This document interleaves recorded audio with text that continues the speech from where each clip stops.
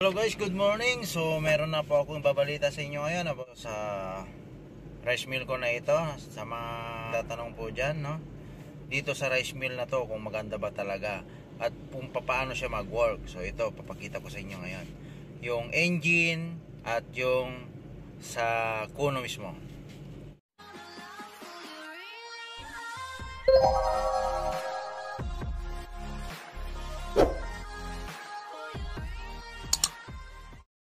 So yan mga kanegosyo, isa-isayin natin yung function ng rice mill natin. Yung nasa itaas na may bigas, yun yung stoner. Ito naman na yung daluyan ng bigas papunta doon sa may imbudo. Direct na doon sa may sako. So napakaganda po ng giling niya, no, mga kanegosyo. At yan hinahawakan ng operator ko naman, mga kanegosyo, is yan yung aparato ng kuno. Ito naman nakikita nyo na malaking imbudo dyan sa itaas, yan yung buhusan ng palay.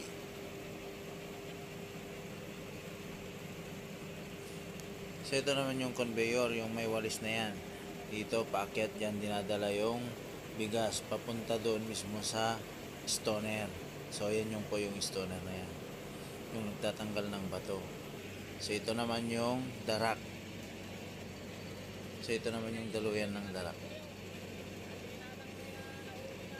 At napakaganda po ng darak po natin dahil napakapino. Dahil may blower po ito na nagse-separate dun sa mas magaspang na darak. So kung ako sa inyo, ganito po yung itsura na ipapagawa natin, yung mechanism nito. Dahil napakaganda po.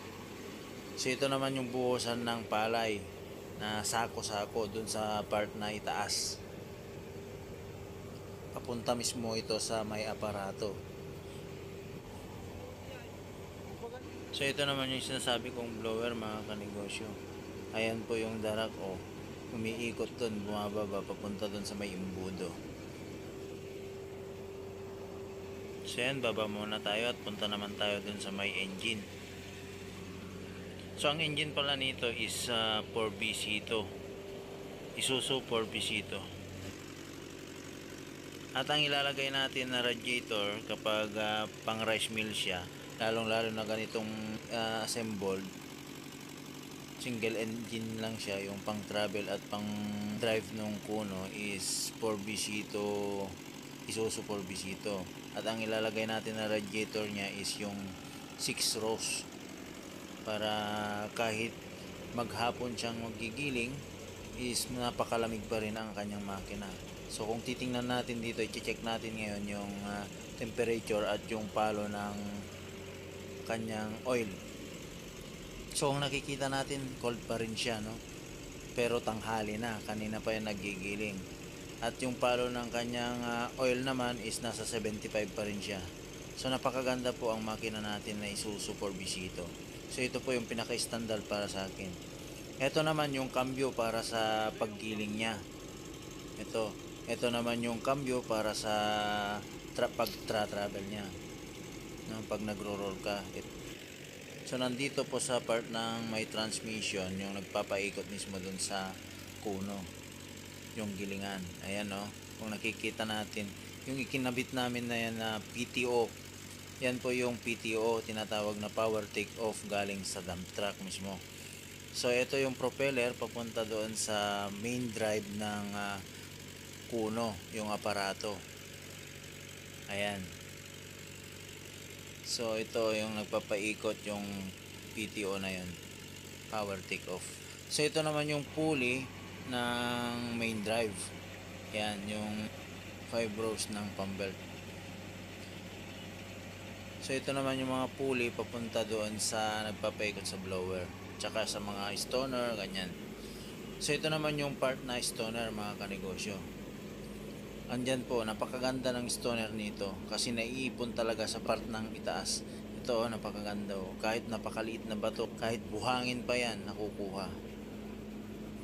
Ito yung daluyan ng bigas papunta sa stoner, meron pa rin yung blower, kaya napakalinis pong bigas natin. Ayan, yung mga bato napakaliit pero naiipon lahat dito sa part ng itaas. Ito naman yung nakikita natin na ito is yung imbakan ng ipa. Yan yung tubo galing mismo doon sa may aparato. So dinadala niya yan ngayon yung ipa papunta doon sa tank. So sa mga nagtatanong naman dyan kung maganda ba nga ang kitaan ng rice mill na to, is nakikita nyo naman may 3 kaban na sila. Pero anong oras pa lang at anong buwan ngayon? September 3. So ngayon is wala pang anihan dito sa amin, pero nakakatatlong kaban na sila at sa oras ng 1:00 ng hapon. So kapag maghapon pa sila ngayon yan is madadagdagan pa yan. Kapag buwan naman ng anihan mga kanegosyo, nakaka-7 kaban to 9 kaban sila maghapon. So kung tatanungin naman natin kung sa diesel is nag-diesel lang sila kanina ng 1,400. So ayan, sasagutin naman natin sa mga nagtatanong about sa presyo dito sa pagpapagawa ko ng rice mill. So una, bumili muna ako ng jeep sa halagang 150,000 pesos. At pinassemble ko ito, labor materials sa 450,000. So overall total na 650,000 pesos. Sa mga nagtatanong naman kung bakit daily ba yan lumalabas yung rice mill. Yes, of course, daily po yan. Kasi lahat naman ng tao nag-i-imbak ng pangkain nila, nag-i-stock ng palay nila. So, kailangan natin araw-araw lumabas para sa mga nangangailangan ng magpapagiling ng kanilang palay is magigiling po natin. So, kahit hindi po yan anihan, lumalabas po kami araw-araw. Except po ng linggo kasi yun po yung rest day ng mga tao namin. So ito naman yung diskarte ko mga kanegosyo. Bumibili po ako ng 7,000 na diesel in a week. Kasi ito yung nakukonsume nila sa ngayon, hindi pa panahon ng anihan. So sa 1 week na 7,000 is nakaiipon naman sila ng bigas na 15 kaban. So okay na rin yun kasi sa presyo ng bigas ngayon is 2,800 naman yung isang kaban, 60 kilos ngayon. So, nabebenta natin yon 33,600. So, ililes natin ngayon yung diesel na 7,000. May matitirang 22,600 in a week. So, ililes din natin yung part ng mga tripulante natin. I-divide ko ng 5 yan kasi yon yung hati nila. Divide 5. So, matatanggal is 5,300. Ang maiiwan na lang sa akin is 21,380 in a week. So mga kanegosyo, okay na rin yun. Pang umpisahan natin. So sa tingin nyo po mga kanegosyo, okay na rin tong rice mill na pang negosyo po natin. Libre pa ng bigas natin, hindi tayo mawawalan.